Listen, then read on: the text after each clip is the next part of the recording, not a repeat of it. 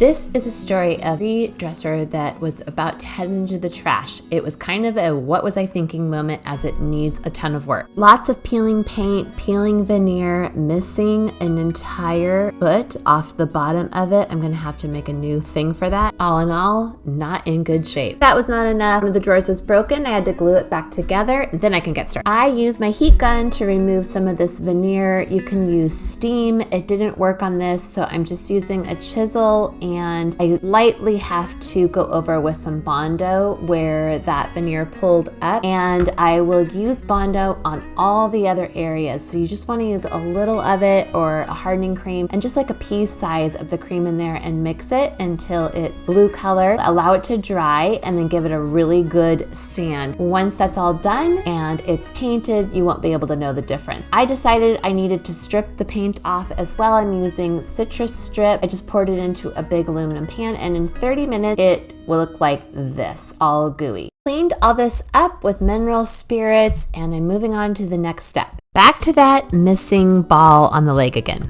I used a molding putty that I just got at Home Depot, and I molded it around the existing ball foot that was in place, and I'm going to take that off. I just did one half of it with the Bondo mixture. Now, when you mix this up, it's 1 part each, and it's real rubbery, but it just comes right off.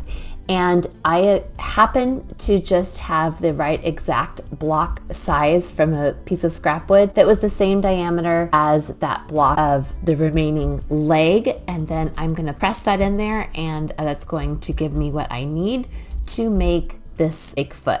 I mixed up some more here, and I am just adding it to fill in the space around that. Also note that I wrapped that piece of wood in plastic wrap because I want to be able to pull it out really easily. Otherwise, that piece would have just gotten stuck in there. Here's what it looks like while it's drying. Yes, this is a very messy process, but it's amazing how this is going to work out. Okay, that piece was dry. Now I'm just repeating it for the other side of the ball. Okay, I have 2 halves, and they don't quite match, but I'm going to have to fill it in as I go. I'm using wood glue to attach this to it. I'm going one side and the other side, and it fits really snugly. Now I'm gonna have to just fill in with Bondo. This looks like an absolute hot mess, but I'm gonna sand it and make some little contours, and trust me, it'll be good. Okay, progress. Finally, I'm about where I can paint. This piece needs a stain blocker like Salvation Solution. It had so many funky things going on. This is going to create a blank slate so the paint will look amazing. The repairs are done, finally. I originally thought I was going to do this in the soft cake batter color and maybe some dark wax. I got all the way to painting the drawers and then I hated it. Okay, stay with me. I'm doing a base coat of orange here because I want to create a very layered stained look. So just hang out here. We're going to get to the good stuff. So we need to do something about that yellow. So I base coated this piece in Tarnished Pearl, and I'm going to do a blend. I want it to look like old plaster almost. So I'm going the bottom with Prairie Gray, which is a real kind of a brown gray taupey color. The next color is going to be Faded Burlap, and I feel like that's a color that plays well with all the colors. These are all DIY paint colors, no latex or acrylic, makes them super easy to blend. I'm going to finish up with some Tarnished Pearl at the top, which is a very kind of a grayish white. So I'm using a separate brush for each color. I'm misting it as I go. I've got my continuous mister with me, and then I'm going to use a third neutral brush to blend the colors. Now it looks like a hot mess right now, but just watch as you go. You might also want to hand me a hairbrush for the back of my head there.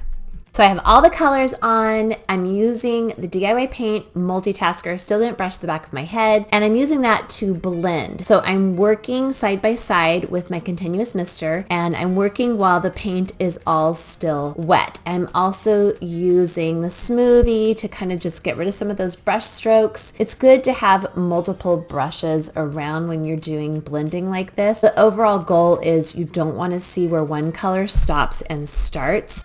Ready to do the drawers. I left them in because you want to see the whole canvas while you're doing this. I like to put tape on the edges there, keeps the paint from getting messy.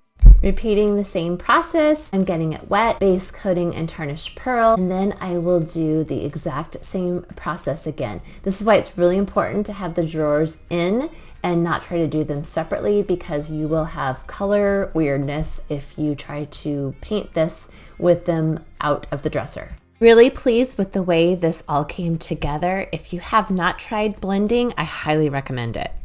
I am going to make this layered chocolate. It's a really fun trick. I've shown this in other videos. So the first thing I want to do though is just totally smooth it out. I love to use 320 grit sandpaper to get like a porcelain finish with DIY paint. There's no latex or acrylic in this. It comes off in a really fine dust. I'm just gonna lightly go over, and it might just distress a little bit on the edges, but that's okay because the dark and decrepit is gonna fill that in.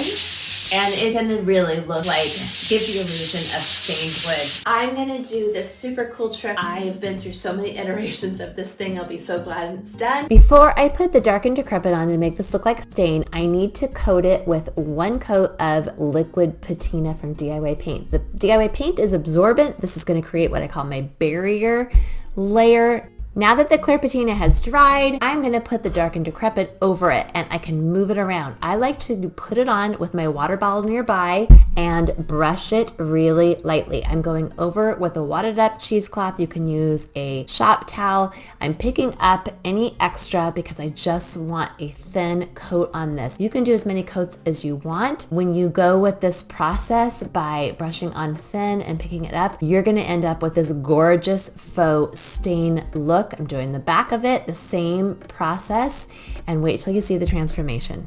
I'm gonna finish this with DIY Paint Clear Wax. No smell, just a really nice, it smells like honey a little bit because it's beeswax. Warm here where I am in California, so the wax is extra soft, but you can see it's going to look really wet. Now, if you've done multiple layers like I have, it will penetrate all of them. So don't freak out if it suddenly looks like you ruined it. You can see how different this looks. So what it's doing is it's going down into all the paint. It's gonna really protect your piece. And then when it dries, it's gonna dry just slightly darker than this. You're not gonna see this weird modeling, only the part that you want to, that I meant to have look like that, like it was old. And then you're just gonna buff it really quickly with a lint-free rag, an old t-shirt, something like that. You're not gonna hurt your shoulder because you're buffing forever. And it's gonna be gorgeous. You can see how fast I got that drawer done. I used the wax on the sides. It's dry now, and I'm buffing it with a lint-free rag and a buffing brush. But check out what I did to the top. I also added clear wax over that stain finish because if I spilled something on it, I want it to just puddle up. So if you put wax over a DIY paint clear coat, it essentially makes a watertight finish for tabletops and dressers. Now look at that gorgeous finish. That is not real wood. That's dark and decrepit over layered chocolate. Once again, here's that horrible before that I got for free, and here is the after. I can hardly believe it's the same dresser. If you like this video, be sure to like and subscribe and check out my How to Paint Your Kitchen Cabinets Like a Pro. Get a discount in the description. Thanks for watching. I love making over old furniture.